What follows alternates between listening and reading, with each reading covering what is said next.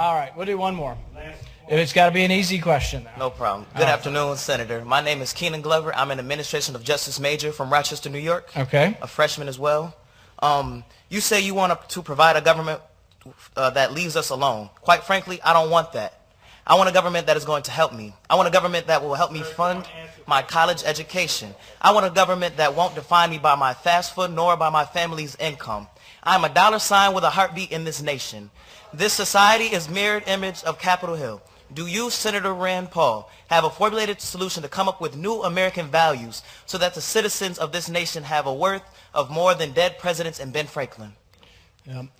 I think what I would say when we go back to that I want a government that leaves you alone, the main reason I say that, and we can disagree, but probably we're going to end up disagreeing. But what I would say is that the reason I say leaves me alone is the gentleman just stood up and people gave him a hard time, and probably most people here are not followers of Louis Farrakhan. But in America, you can live and be a follower of Louis Farrakhan if we leave you alone, and we ought to. And so we don't have to all agree on every issue. So, I think there are a lot of issues where we are all going to not agree on. But if we have a government that doesn't get involved in every issue, a government that kind of leaves you alone, doesn't mean no government, doesn't mean government's not involved in education. For example, one of the things I often say is, it's not that I believe in no government. I believe in a government that spends what comes in.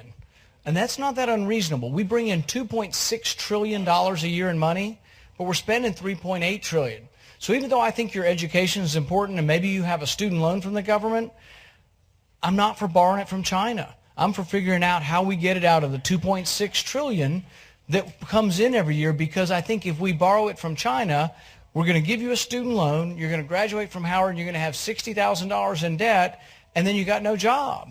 Because we borrowed so much money from China that we're ruining the economy. So it is beyond, we have to think beyond sometimes the immediate effects of, yeah, I want my student loan.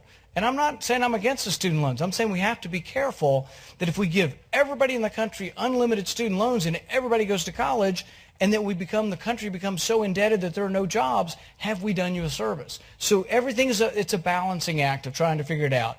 And you and I may not completely agree, but I think leave me alone is a good mantra for government, because government has to be involved in certain things, but there are many things we can leave government out of.